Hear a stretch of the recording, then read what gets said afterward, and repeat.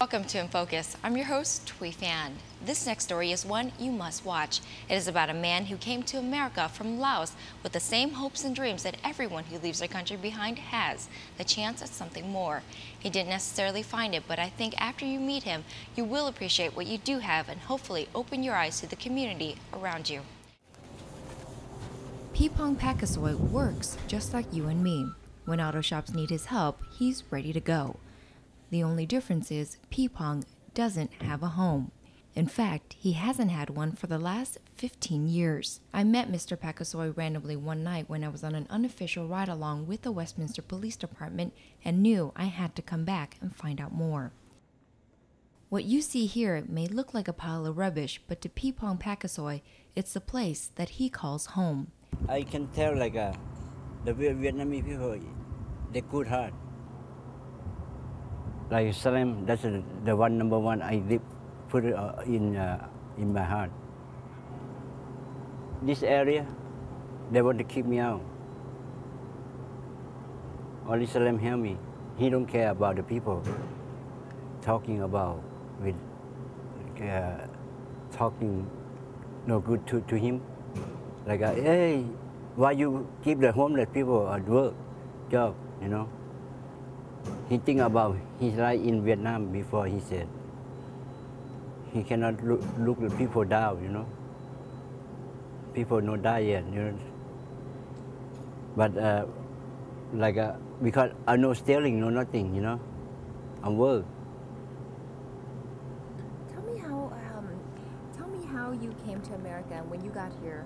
Did you stay here and how did you end up at this spot right here now in this situation? Oh, the first before I came here, before I know little second, I worked with at the Westminster and before Harbor, close to Harbor, one block. My leader, that's a Vietnamese, and I make only $6, $6.50, and he said, I tell him, I have the skill, but I got no tool. And he introduced me. He take that guy very nice to me too. He introduced me. I don't have the car, nothing either. On that time, I stay with the Vietnamese people at Euclid and Westminster. On the weekend, that guy, he take me home, go eat with him every weekend. And he take me to hang around here, Little Saigon. That's why I know Little Saigon. And he drive the car all over about the body shop, this area. He introduced me, you don't have to have the tool if you work with Vietnamese people. He said, I don't want you to work here because not too much money, I know. You know, yeah. When I come to Salem, Salem give me $8.50. Yeah, I got $2 more, my salary, you know.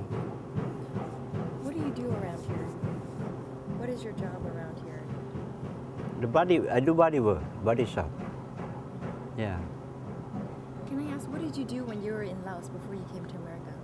When I'm Laos, I don't work. I am out. I get out from Laos when I'm 16 years old. And I learned this about this job when I get out from Laos to Thailand. I lived in Bangkok 6 years before I came here. And I live at Bangkok 6 years, then I go to the refugee camp 2 years and I came here. Yeah. Okay. So can you talk to me about, you've been homeless for 15 years, right? Mm-hmm. Tell me, how did you originally become homeless? How did that happen? Oh, because about, I'm sad, okay? I'm sad. When I come back from visit Laos, because I went to Laos, I want to live in Laos forever. I don't want to come back. Before I went to visit Laos, I'm on drugs. Okay, I'm on drug. And my family, my sister, they want me to go back over there. But when I go over there, I want to stay. I live there for 16 months, and I marry, and I cannot stay over there because Lao government, they kick me out. Because if you want to go back over there, you have to run the paper from Lao embassy at Washington. And when I come back, on that time I'm green card. When I went to the Lao, I don't have a green card either. I have only temporary paper because I lost my green card before I went to Lao, and they give me the temporary paper. The temporary paper can use only 1 year, but I don't know either. I never read. When they come back to the airport,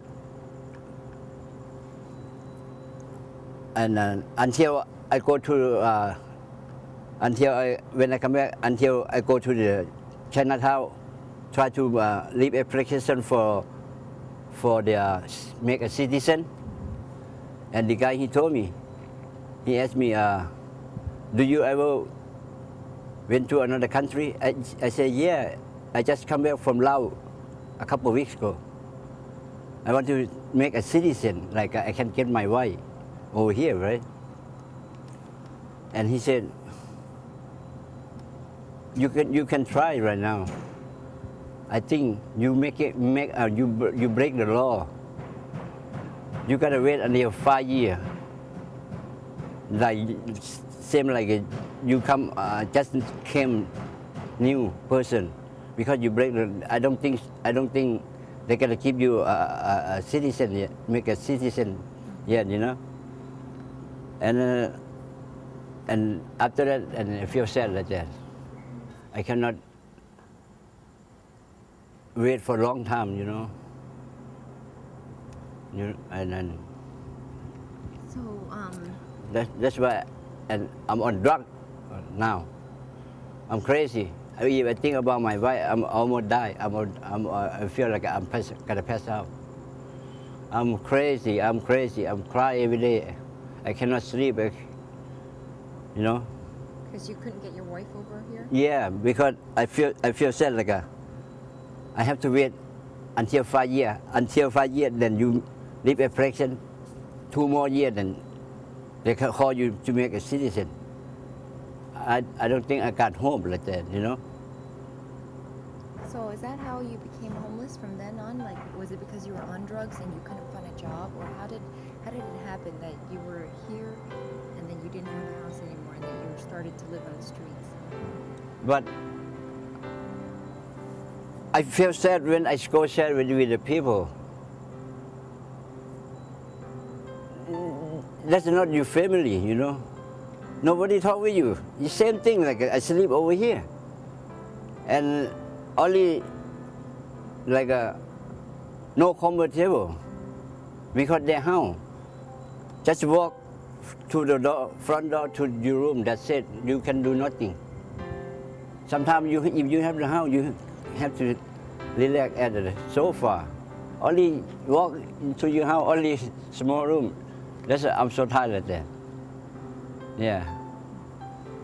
So that's why you decided to live on your own on the streets. You would rather live out here than with somebody. Yeah. I think I live right here is better because I don't have to worry like sometimes this country, sometimes you don't, when you get out in the house, you don't need to take off the shoe, right? Sometimes you rush and you have to take out the shoe and people watching. I'm not comfortable. I don't feel happy. Sometimes you come late, right? People look. I don't know, you know? Yeah. So it was your choice to live here on the street instead of living with people.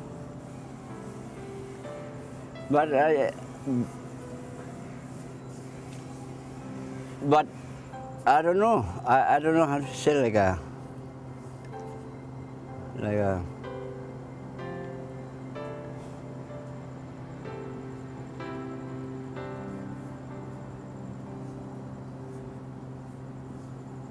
No, I don't know to to explain too much. You know, I cannot say you tell you. Or I'm thinking, or I'm doing. You know, because I don't want you to know about my secret. Not much. You know. You have a secret? Everybody can have some secret. Yeah. You cannot let anybody know about your life. That's true or no? Yeah. Sometimes you lie, sometimes no lie. People have to lie. Are you lying to me now? Huh? I didn't lie. Everything I tell you true. Yeah. Are you lonely living here by yourself? Does it get very sad for you? No. See, my brother, my sister over here. Right? I have one brother, one sister. My brother is okay. My sister is okay. But their husband, but their wife, you know. Have they tried to help you, or you don't want their help? No, my brother want to help me. But how about my sister-in-law? She not happy. My brother-in-law, my sister want to help me. But my brother-in-law not happy when I in the house. You know what I mean? That's why I don't want my family, they're fighting. Coming up after the break, we'll take you inside his house and see how he's been able to survive on the streets for the past 15 years. You won't want to miss it. Stay with us.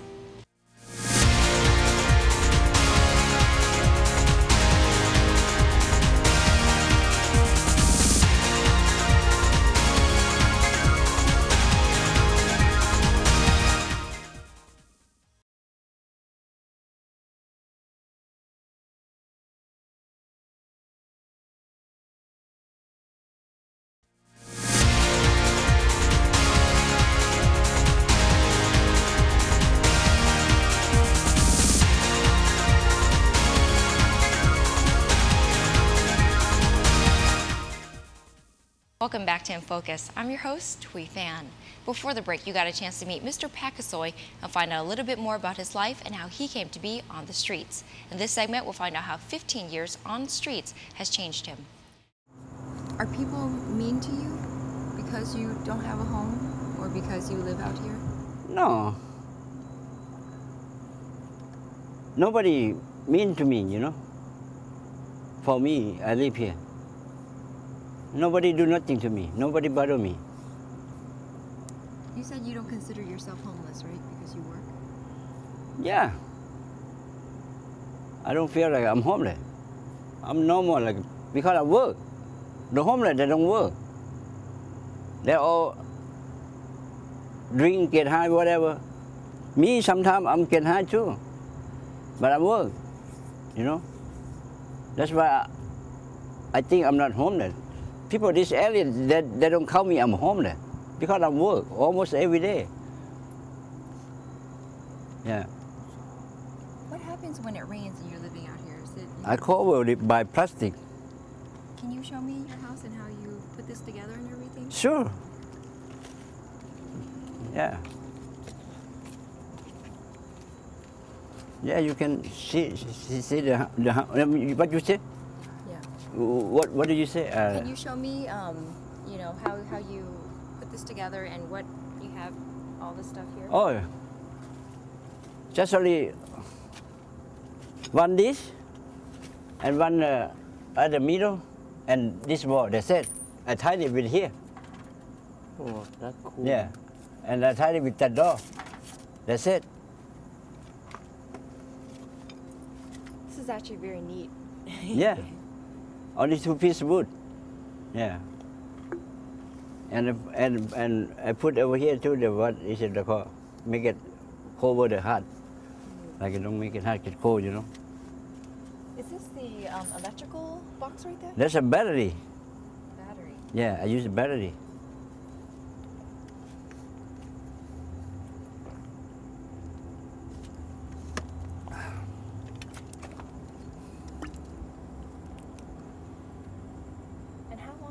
moved here. How long has this house been here for you? This how about almost 3 years, 2 years and a half. How often do you have to No, replace? I think this house almost 4 years. Yeah. Have you had to change the cardboard and all the stuff out here a lot, or has it been good for you for 4 years? Good for me for 2 years. Yeah. And this has everything you need here, pretty much. Yeah, that's all I need. I got 2 blankets. That's it. Warm.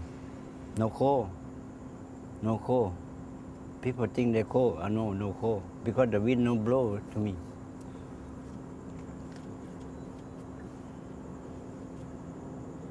Do you ever wish for more, I guess? Or this you What that mean? as Secure? in, like, do you ever wish for more?